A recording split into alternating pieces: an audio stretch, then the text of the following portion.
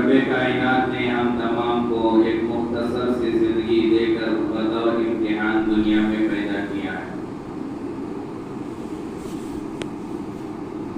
ملک کے حالات مسلمانوں کے لیے دن بدن بد سے بدتر ہوتے چلے جا رہے ہیں۔ کبھی حجاب کے معاملے کو لے کر مسلمان بیٹیوں کو بہنوں کو پریشان کیا جا رہا ہے، مختلف عناوین پر مختلف عنوانات پر ہمیں ٹارگٹ کیا جا رہا ہے۔ کبھی ہندوستان کے جو حالات چل رہے ہیں، آپ لوگوں نے 10-15 دن سے بلکہ اس سے کئی دنوں پہلے سے آپ نے اخبارات میں، واٹس ایپ میں، موبائلوں میں، سوشل میڈیا میں دیکھا ہوگا، ہمارے ملک کے بہت سارے مقامات پر جو تاریخی مساجد ہیں، مسجدیں ہیں، یعنی کہ ہماری درگاہیں ہیں، وہاں یہ خواہ کے دعوے کیے جا رہے ہیں کہ یہ پہلے مسجدیں نہیں تھی، درگاہیں نہیں تھی، یہ تاریخی عمارات جو بنائی گئی ہیں یہاں منازل مندریں تھی۔ بہرحال ملک کی بہت ہی مضبوط تنظیم کہا جائے تو کوئی حرج نہیں، مسلم پرسنل لا بورڈ کی جانب سے جمعہ میں بیانات کرنے والے خطبہ کے لیے یہ ہدایت دی گئی ہے کہ جب ملک میں مسجدوں کو ٹارگٹ کیا جا رہا ہے تو مسلمانوں کے دلوں میں مسجدوں کی اہمیت کا آنا، مسجدوں کی حفاظت کے لیے کیا کرنا چاہیے اس کا شعور لانا ہماری یہ ذمہ داری ہے۔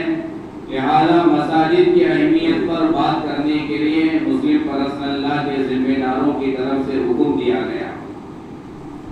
معزز سامعین کرام، مسجدوں کی بڑی اہمیت، بڑی تاریخ رہی ہے۔ مسجد کی اہمیت کے لیے اس سے بڑی کوئی دلیل کیا چاہیے کہ جب اللہ تبارک و تعالیٰ نے دنیا کو بنانا چاہا، دنیا بنانے کے لیے، کیونکہ آپ جانتے ہیں، تاریخ میں آپ نے پڑھا ہوگا، سنا ہوگا، پہلے دنیا بالکل پانی تھی، پوری دنیا پانی تھی۔ اب اس پانی میں اللہ تعالیٰ نے دنیا کو بسانا چاہا تو ایک بلبلہ پیدا کیا، مٹی کا بلبلہ۔ جیسے سمجھنے کے لیے آپ دیکھیں کہ گھر میں مستورات روٹیاں جب بناتی ہیں تو پہلے اس کا ایک گول آٹے کا ایک بلبلہ تیار کرتی ہیں جسے ہم پیڑا کہتے ہیں، پھر مار کر یا بیلن سے بیل کر اسے پھیلایا جاتا ہے۔ تو سیم اسی طرح اللہ تعالیٰ نے دنیا کو بنایا، مٹی کا ایک بلبلہ پانی میں بنا، پھر اللہ نے اسے پھیلایا، یہ دنیا بنی۔ لیکن جو بلبلہ پانی میں تھا وہ دنیا کا سب سے درمیان والا حصہ، بیچ والا حصہ، جہاں سے دنیا پھیلی، جہاں سے اللہ نے زمین کو پھیلایا، سب سے پہلے جو بلبلہ بنا وہ درمیانی حصہ، سب سے بیچ والا حصہ۔ اور اللہ تبارک و تعالیٰ کا گھر جسے ہم مسجد کہتے ہیں، اس کی اہمیت سمجھیں کہ جس جگہ پر وہ بلبلہ بنا، جس جگہ پر اللہ نے بلبلے کو قائم کیا، وجود میں لایا، وہ جگہ سب سے پہلے اس جگہ پر جو چیز بنی وہ اللہ کا گھر مسجد بنی۔ کیونکہ اتنی اہمیت ہے مسجد کی کہ دنیا میں سب سے پہلی جگہ جو اللہ نے بنایا، اس جگہ پر اللہ نے مسجد کو بنایا جسے ہم مسجد حرام کہتے ہیں۔ مکہ میں جو مسجد حرام ہے یہ دنیا کے سب سے بیچ والی جگہ، یہاں سے دنیا کی ابتدا، یہاں سے دنیا کی شروعات۔ ان اول بیت وضع للناس للذی ببکۃ مبارکا وہدی للعالمین، اللہ نے قرآن میں اعلان کر کے کہا ان اول بیت وضع للناس، سب سے پہلا گھر جو لوگوں کے لیے وضع کیا گیا، جو لوگوں کے لیے بنایا گیا، ببکہ، مکے میں، مکہ المکرمہ میں بنایا، کون سا گھر؟ مسجد حرام۔ اتنی بڑی اہمیت ہے مسجد کی، اللہ کے گھر کی، کہ دنیا میں سب سے پہلی جو چیز بنی وہ اللہ کا گھر بنا۔ اللہ نے دنیا میں حضرت آدم علیہ السلام کو تفسیر میں لکھا ہے، تاریخ کی کتابوں میں لکھا ہے، حضرت آدم علیہ السلام کو دنیا میں لانے سے پہلے اللہ نے دنیا کو سجایا، دنیا کو بنایا، کیونکہ یہاں حضرت آدم آنے والے ہیں، تو دنیا میں حضرت آدم کے آنے سے پہلے اللہ کا گھر بنا، مسجد حرام بنایا گیا۔ یہ ہے مسجد کی اہمیت، یہ ہے اللہ کے گھر کی اہمیت۔ اور اللہ تبارک و تعالیٰ نے حضرات انبیاء علیہ السلام سے مسجد کے تعمیری والا کام کیا۔ حضرات انبیاء علیہ السلام جو اللہ کے سب سے چہیتے، سب سے محبوب، سب سے برگزیدہ بندے، اللہ تبارک و تعالیٰ کو اپنے بندوں میں سب سے زیادہ پسندیدہ بندے اگر کوئی ہیں تو وہ حضرات انبیاء علیہ السلام ہیں۔ حضرات انبیاء علیہ السلام کا کوئی کام بیکار نہیں ہوتا، کوئی کام فضول والا نہیں ہوتا، کوئی بات بیکار والی نہیں ہوتی۔ وما ينطق عن الهوى ان هو الا وحي يوحى، نبی کا ہر فعل، ہر کام سنت، نبی کی ہر بات صحیح۔ نبی نے اگر مسکراتے ہوئے مذاق میں بھی کوئی بات کہہ دیا تو نبی کی وہ بات بھی سنت کہلائے گی، حدیث کہلائے گی، کیونکہ نبی اپنے طور پر کوئی بات نہیں کرتا، نبی اپنے طور پر کوئی کام نہیں کرتا۔ یہاں تک کہ علماء نے لکھا ہے نبی ایک علاقے سے دوسرے علاقے کو اگر جانا چاہے بغیر اللہ کی اجازت کے نہیں جا سکتا۔ اسی لیے اللہ کے نبی علیہ السلام مکے سے مدینے کی طرف ہجرت سب سے پہلے نہیں کیے۔ پہلے نبی نے اجازت دی صحابہ رضی اللہ عنہم کو، جاؤ ہجرت کرو، یہاں تمہیں ستایا جا رہا ہے، یہاں تمہیں پیٹا جا رہا ہے، یہاں تمہیں تکلیفیں دی جا رہی ہیں، یہاں تک تم جاؤ۔ نبی کیوں نہیں گئے؟ کیونکہ ابھی اللہ کا حکم نہیں ملا تھا، ابھی اللہ کی طرف سے یہ آرڈر نہیں آیا تھا کہ تمہیں بھی ہجرت کرنا ہے۔ لہذا نبی ایک علاقے سے دوسرے علاقے کی طرف بغیر اللہ کے حکم سے جاتا نہیں، تو نبی کا ہر کام اللہ کے حکم کے مطابق ہوتا ہے۔ حضرت یونس علیہ السلام کو جو مچھلی کے نگلنے کا واقعہ ہے وہ کون سی چیز تھی جس کی وجہ سے حضرت یونس علیہ السلام کو مچھلی نے نگل لیا؟ وہ یہی وجہ تھی کہ حضرت یونس علیہ السلام کو ابھی اللہ نے حکم نہیں دیا تھا علاقہ چھوڑنے کا۔ حضرت یونس کو حکم آنے سے پہلے حضرت یونس نے علاقہ چھوڑ دیا، اللہ کو نبی کی چھوڑ دی۔ اسے غلطی نہیں کہہ سکتی، یہ کوئی گناہ نہیں ہے۔ اللہ کو اتنا بھی پسند نہیں آیا تو حضرت یونس کو مچھلی نے نگل لیا۔ بہرحال اس تفصیل میں جانا نہیں ہے، بتانا یہ ہے کہ نبی کا ہر کام اللہ کے حکم کے مطابق، تو اللہ تعالیٰ نے نبیوں سے جو بہت سارے کام لیے ان سارے کاموں میں ایک بہت بڑا کام صرف ہمارے نبی سے نہیں بلکہ بہت سارے انبیاء علیہ السلام سے جو اللہ نے کام لیے وہ مسجد کے تعمیری والا کام لیا اللہ نے، مسجد بنانے والا کام۔ حضرت آدم علیہ السلام جب دنیا میں آئے تو حضرت آدم کے آنے سے پہلے تو کعبۃ اللہ تیار تھا، فرشتوں کے ذریعے سے اللہ نے بنایا تھا، لیکن ایک عرصہ گزرنے کے بعد ظاہر سی بات ہے کہ وہ جو دیواریں تھی کعبۃ اللہ کی وہ دیواریں پرانی ہونے کی وجہ سے گر گئی ہوگی، یا یہ کہ اللہ تعالیٰ نے تاریخ مختلف روایات ہیں، تفصیل میں جانا نہیں ہے، تو اللہ نے حضرت آدم علیہ السلام سے کعبۃ اللہ کے تعمیر والا کام کیا۔ حضرت آدم علیہ السلام نے کعبے کو بنایا۔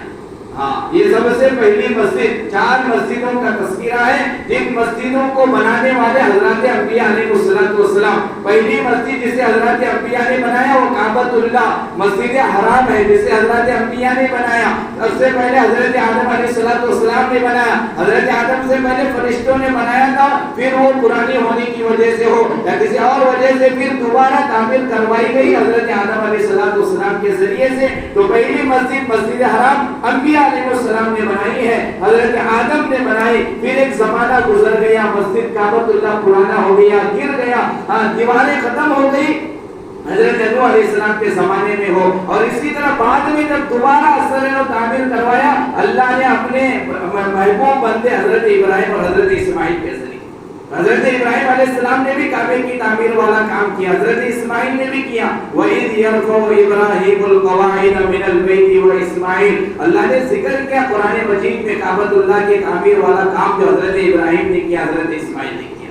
تو یہ مسجد، پہلی مسجد مسجد حرام جسے حضرت انبیاء علیہ السلام نے بنایا، اور دوسری مسجد جو دنیا کی ہے وہ یعنی فضیلت کے اعتبار سے نہیں، فضیلت کے اعتبار سے نہیں بلکہ تعمیر کے لحاظ سے دوسری مسجد جو دنیا میں بنی وہ مسجد اقصی ہے، وہ بیت المقدس ہے۔ فضیلت میں اگر دیکھا جائے تو مسجد حرام کے بعد بیت المقدس کا مقام و مرتبہ نہیں، فضیلت کے اعتبار سے اگر دیکھا جائے مسجد حرام کے بعد اگر کسی مسجد کی فضیلت ہے، مقام و مرتبہ ہے تو پیارے آقا علیہ الصلوۃ والسلام کی مسجد مسجد نبوی کا مقام و مرتبہ ہے۔ لیکن تعمیری کے اعتبار سے، بننے کے اعتبار سے اگر دیکھا جائے مسجد حرام کے بعد دنیا میں جو دوسری مسجد بنی وہ مسجد اقصی بیت المقدس کی تعمیر والا تھا۔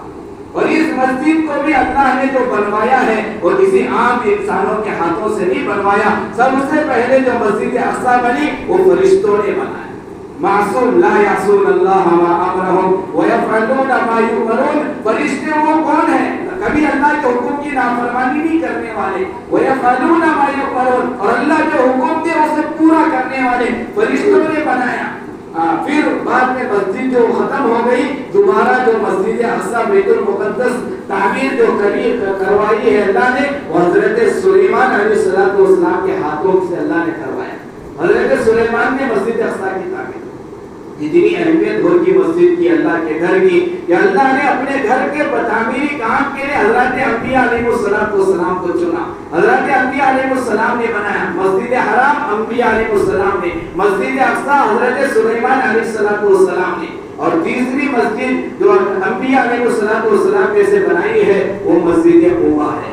اللہ کے نبی علیہ السلام مکے سے مدینے کی طرف ہجرت کرتے ہوئے روانہ ہوئے، مکے سے مدینے کی طرف نکلے۔ مدینہ پہنچنے سے پہلے یہ جو قباء مسجد قباء جو بنی ہے یہ مدینے کے باہر والا حصہ ہے، یہ مدینے شہر میں ابھی داخل ہو گئے، لیکن پہلے مدینے میں نہیں تھا، باہر تھا۔ نبی علیہ السلام مدینے میں داخل ہونے سے پہلے قباء کی جگہ مسجد قباء کے علاقے میں 14 دن قیام فرمائے۔ 14 دن اللہ کے نبی وہاں رہ کر پھر بعد میں مدینہ تشریف لائے۔ اللہ کے نبی نے 14 دن جو وہاں قیام فرمایا، وہاں 14 دن رہنے کی اتنی قلیل مدت، صرف 14 دن رہے ہیں، لیکن اللہ کے نبی علیہ السلام مسجد کی اہمیت کو جانتے تھے، مسجد کے مقام و مرتبہ کو جانتے تھے۔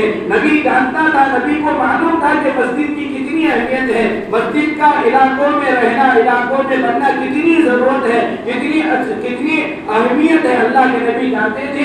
اتنے قلیل عرصے میں 14 دن کی مدت میں، 14 دن کے عرصے میں اللہ کے نبی علیہ السلام نے وہاں کے علاقے میں اگر کوئی کام کیا ہے تو مسجد کے بنانے والا کام کیا، جسے مسجد قباء کہا جاتا ہے، یہ اللہ کے نبی علیہ السلام نے تعمیر کی۔ اور یہ وہ مسجد ہے جس مسجد کی تعمیری کام میں صحابہ رضی اللہ عنہم نے بھی حصہ لیا، اللہ کے نبی علیہ السلام بذات خود حصہ لیا، نبی بھی حصہ لیے، صحابہ بھی حصہ لیے۔ اور یہ وہ مسجد ہے، یہ اسلام کی سب سے پہلی مسجد کہا جائے گا۔ کیوں؟ کیونکہ اللہ کے نبی علیہ السلام جب مدینہ تشریف لائے، گویا کہ مدینہ اسلام کا مرکز بنا، یہاں سے اسلام پھیلا، اسلامی حکومت کا آغاز یہاں سے ہوا۔ لہذا اسلامی حکومت کے آغاز کے اعتبار کرتے ہوئے اسلام کے لحاظ سے اگر کوئی سب سے پہلی مسجد کہلائی جائے گی تو وہ مسجد قباء کہلائی جائے گی۔ دنیا کے بننے کے اعتبار سے سب سے پہلی مسجد اگر کوئی ہے وہ تو مسجد حرام ہے، لیکن اسلامی حکومت کے اعتبار سے اللہ کے نبی علیہ السلام آنے کے بعد جب اسلام میں مدینے سے پھیلا ہے، اگر اس کے لحاظ سے اگر کہا جائے گا تو سب سے پہلی مسجد وہ مسجد قباء ہے۔ اس نے تعمیر کیا اللہ کے نبی علیہ السلام، صحابہ رضی اللہ عنہ نے۔ اب آئے اللہ کے نبی 14 دن کے قیام کے بعد مسجد قباء سے، وہاں کے علاقے سے اللہ کے نبی مدینے میں تشریف لائے۔ مدینے میں اللہ کے نبی علیہ السلام تشریف لانے کے بعد سب سے پہلا کام ہماری عادت کیا ہے، ہمارا مزاج کیا ہے؟ اگر کسی علاقے ہم چلے جاتے ہیں، کسی علاقے میں بسنا چاہتے ہیں، ہم وہاں جانے کے بعد ہمارے گھر کی فکر کہ ہم پہلے میرا گھر تیار ہو جائے، میں اپنا گھر بناؤں یا میرے بچوں کے لیے گھر بناؤں، نواسوں کے لیے گھر بناؤں۔ لیکن وہ تو ہمارے نبی تھے، ہمیشہ نبی علیہ السلام کو اگر کسی کی فکر تھی تو دین کی فکر تھی، اسلام کی فکر تھی، اپنی ذات کی فکر نہیں تھی۔ لہذا اللہ کے نبی علیہ السلام مکے سے مدینے میں تشریف لائے، مدینے میں داخل ہوئے۔ سب سے پہلے نبی نے جو کام کیا وہ مسجد بنانے والا کام کیا، جس مسجد کو مسجد نبوی ہم کہتے ہیں۔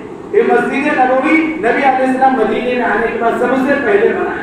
14 دن کے قیام کے بعد اللہ کے نبی علیہ السلام تشریف لائے، مدینے میں تشریف لانے کے بعد سب سے پہلی مسجد وہ مسجد قباء ہے۔ مسجد قباء یہ جو زمین ہے جس جگہ پر جس زمین پر مسجد نبوی بنی یہ دو یتیم بچوں کی دو یتیم لڑکوں کی زمین تھی جن کا نام سہل اور سہیل تھا. یہ دو یتیم بچے تھے جن کی یہ زمین تھی. اس زمین کے یہ مالک تھے. اللہ کے نبی علیہ الصلوۃ والسلام نے سہل اور سہیل سے کہا ہم اس جگہ پر اس زمین پر تمہاری اس زمین پر مسجد بنانا چاہتے ہیں لہذا تم اس زمین کو ہمیں فروخت کرو ہمیں بیچو ہم خریدیں گے خرید کر اس جگہ پر ہم مسجد بنائیں گے اللہ کا گھر بنائیں گے. سہل اور سہیل کے تعلق سے کتاب میں لکھا ہے انہوں نے کہا اللہ کے نبی علیہ السلام سے یہاں اللہ کا گھر بنے گا یہاں مسجد بنے گی لہذا ہم پیسے لے کر ہم اسے بیچنے کے لیے تیار نہیں ہیں ہم فری میں مفت میں دینا چاہتے ہیں لہذا ہم فری میں دیں گے آپ قبول کریں. اللہ کے نبی علیہ السلام نے کہا نہیں ہم فری میں نہیں لیں گے ہمیں قیمتاً تمہیں دینا پڑے گا لہذا اس کی قیمت دے کر ہم اس زمین کو خریدیں گے. لہذا قیمت طے ہوئی 10 دینار اس زمین کی قیمت طے ہوئی. اللہ کے نبی علیہ السلام نے جب قیمت لگائی 10 دینار تو حضرت ابوبکر صدیق رضی اللہ عنہ نے 10 دینار دے کر اس زمین کو خرید کر مسجد کے لیے وقف کیا. اللہ کے نبی علیہ السلام نے حضرت ابوبکر سے کہا ابوبکر قیامت جب تک اس زمین پر اللہ کی عبادت ہوتی رہے گی اس عبادت کا ثواب تیرے نام اعمال میں لکھا جائے. تو مسجد نبوی کی زمین خریدنے والے حضرت ابوبکر اس زمین کے مالک تھے تو یتیم بچے. اللہ کے نبی علیہ السلام نے زمین کو خریدا. اب مسجد کے تعمیری کام شروع ہوا. صحابہ رضی اللہ عنہ بھی شروع کام کر رہے ہیں. اللہ کے نبی علیہ السلام بھی کام کر رہے ہیں. بخاری کی روایت ہے حضرت ابو ذر غفاری رضی اللہ عنہ غالباً جس کے راوی ہیں حضرت ابو ذر فرماتے ہیں اللہ کے نبی علیہ السلام کو ہم نے دیکھا کہ اللہ کے نبی گارے مٹی والا کام کر رہے ہیں اینٹ اٹھا کر لا رہے ہیں. جو کام صحابہ کر رہے ہیں اور نبی بھی کر رہے ہیں. ایک روایت میں حضرت ابو ہریرہ نے دیکھا اللہ کے نبی اتنے زیادہ پتھر اینٹ اٹھائے ہوئے ہیں. اللہ کے نبی علیہ السلام کے جو اینٹ اٹھائے تھے وہ اینٹ نبی کے سینے تک آئے تھے. اللہ کے نبی سے حضرت ابو ہریرہ نے کہا اللہ کے نبی یہ اینٹ میرے حوالے کر دیجیے آپ اتنے زیادہ کیوں اٹھا رہے ہو. نبی وہ اینٹ تو نہیں تھے جو اٹھائے تھے بلکہ ابو ہریرہ سے کہا بہت سارے اینٹ وہاں ہیں جاؤ جا کر تم اسے لے آؤ. ایک تو یہ روایت. دوسری روایت حضرت ابو ذر کی ہے. حضرت ابو ذر نے اللہ کے نبی سے کہا اللہ کے نبی ہم اتنے سارے صحابہ ہیں ہم کر لیں گے آپ کیوں کام کر رہے ہو آپ جائیے آپ تشریف رکھیے آپ بیٹھیے آپ کیوں کر رہے ہو ہم کافی ہیں کام کے لیے ہم تعمیری کام پورا کر لیں گے آپ یہاں سے چلے جائیے. اللہ کے نبی علیہ السلام نے حضرت ابو ذر سے جواباً کہا حضرت ابو ذر سے کہا کہ اس تعمیری کام کے ذریعے سے جو ثواب تم کمانا چاہتے ہو کیا وہ ثواب میں نہ کماؤں کیا میں وہ ثواب نہ کماؤں. میں بھی وہ ثواب کمانا چاہتا ہوں میں بھی وہ اجر کمانا چاہتا ہوں جو اجر تم کمانا چاہتے ہو. تو مسجد نبوی اللہ کے نبی علیہ السلام نے مدینے میں آنے کے بعد سب سے پہلے کام یہ مسجد والے تعمیری والا کام کیا. تعمیری والے کام میں حصہ لیا. تو الغرض معزز سامعین کرام اللہ کے گھر ان گھروں کی تعمیر کے لیے اللہ تبارک و تعالیٰ نے اگر کسی سے کام لیا ہے تو حضرت انبیاء علیہ السلام سے کام لیا ہے. یہ 4 مسجدیں اللہ کے انبیاء نے بنائی ہے. مسجد حرام بیت المقدس مسجد مسجد نبوی یہ 4 مسجدیں انبیاء علیہ السلام نے بنائی ہے. حضرت عمر فاروق رضی اللہ عنہ کے زمانے میں حضرت عمر فاروق کے زمانے میں جب اسلام پھیلا پوری دنیا تک اسلام فتح کیا حضرت عمر فاروق نے. تو حضرت عمر فاروق نے اس وقت میں پارلیمنٹ نہیں بنایا بڑے بڑے محلات نہیں بنائے بڑی بڑی چیزیں نہیں بنائے. حضرت عمر فاروق جانتے تھے زمین پر اگر اسلام کی بقا ہے اگر زمین پر اسلام کو باقی رکھنا ہوگا مسجدیں بنانا پڑے گا اللہ کے گھروں کو زیادہ سے زیادہ بنانا پڑے گا. حضرت عمر فاروق جانتے تھے. حضرت عمر فاروق نے اپنے زمانے خلافت میں مسجد کے تعمیری والا کام کو شروع کیا. کتاب میں لکھا ہے حضرت عمر فاروق نے 5000 مسجدیں بنائی. 5000 مسجدیں حضرت عمر فاروق رضی اللہ عنہ نے بنائی اور اس میں 900 مسجدیں جامعہ مسجد بنائی. آج کل کی ہمارے علاقوں کی جامعہ مسجد نہیں. پچھلے جمعہ میں نے بتایا تھا جامعہ مسجد سے مراد یعنی شہر کی سب سے بڑی مسجد جہاں پر شہر کے پورے لوگ مل کر جمعہ کی نماز ادا کرنا آسان ہوتا ہے. پہلے یہ زمانے، آج ہر مسجد میں جمعہ کی نماز ہو رہی ہے، پہلے ایسا نہیں تھا۔ 5 وقت کی نمازیں اپنے محلے میں لوگ ادا کرتے تھے، ہفتے میں ایک مرتبہ شہر کی جامع مسجد میں پورے شہر والے مل کر نماز پڑھتے تھے، لہذا یہی اصل سنت تھی۔ لیکن تعداد زیادہ ہونے کی وجہ سے، مسلمانوں کی تعداد زیادہ ہونے کی وجہ سے اور مسجدیں چھوٹی ہونے کی وجہ سے ہر مسجد میں جمعہ کی نماز پڑھنے کی اجازت مل گئی۔ بہرحال پہلے پورے شہر میں ایک مسجد ہوا کرتی تھی جسے جامع مسجد کہا جاتا تھا، جہاں جمعہ کے دن پورے شہر والے مل کر اس مسجد میں جمعہ کی نماز ادا کیا کرتے تھے۔ اور اسی 900 جامع مسجد حضرت عمر فاروق رضی اللہ عنہ نے اپنے زمانے میں، حضرت عمر فاروق جانتے تھے مسجد کا کیا مقام و مرتبہ ہے، حضرت انبیاء علیہ السلام جانتے تھے مسجد کا کیا مقام و مرتبہ ہے، لہذا مسجد کی اہمیت ہمارے دلوں میں آنی چاہیے۔ اللہ معاف کرے، پورے ملک کے اندر مسجدوں کو ٹارگٹ کیا جا رہا ہے، اور ہماری حالت یہ ہے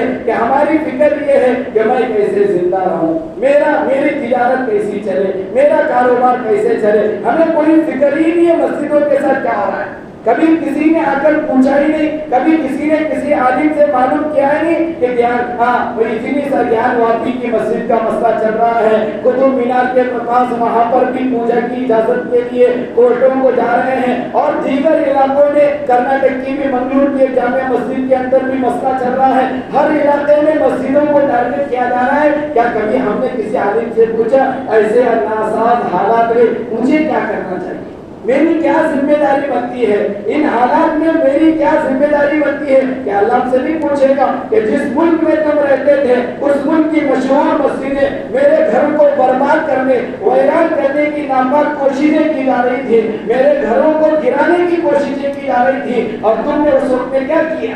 کیا اللہ ہم سے بھی پوچھے گا؟ کیا ہم سے سوال نہیں ہوگا؟ کیا اللہ ان آسان حالات میں ہمیں کیا کرنا چاہیے، مسجدوں کی حفاظت کے لیے ہمیں کیا دائیں عمل تیار کرنا چاہیے؟ کبھی ہم نے سوچا ہی نہیں۔ صرف ہمیں ہمارے بچوں کی، ہمارے کاروبار کی وجہ ہے، اگر ہماری یہی حالت رہی ایک مسجد ہم سے چھین لی جائے گی۔ بابری مسجد چھین لیا گیا، اب پھر کتنی مسجدوں کو ٹارگٹ کیا جا رہا ہے۔ روزانہ جب اخبار اٹھاتے ہیں نئی مسجدوں کو ٹارگٹ کیا جا رہا ہے، درگاہوں کو ٹارگٹ، درگاہ جائز ناجائز حلال حرام وہ نہیں، بس اتنا دیکھنا ہے کہ مسلمانوں کو کیسے ٹارگٹ کیا جا رہا ہے۔ میں نہیں کہہ رہا کہ آپ زیادہ سے زیادہ درگاہ بناؤ، میں مرا تو میری ایک درگاہ بناؤ، انہوں میں نہیں، یہ نہیں بتا رہا میں۔ مسلمانوں کو کیسے ٹارگٹ کیا جا رہا ہے، مسلمانوں کی نشانات کو، علامات کو، شعائر کو ختم کرنے کی کیسی ناپاک کوششیں کی جا رہی ہے۔ ان حالات میں ہمیں کیا کرنا چاہیے، ہمیں کیسے اقدامات کرنا چاہیے، بڑوں کے بتائے ہوئے طریقے کو کیسے اپنانا چاہیے، اس کے لیے ہمیں فکر کرنا ہے۔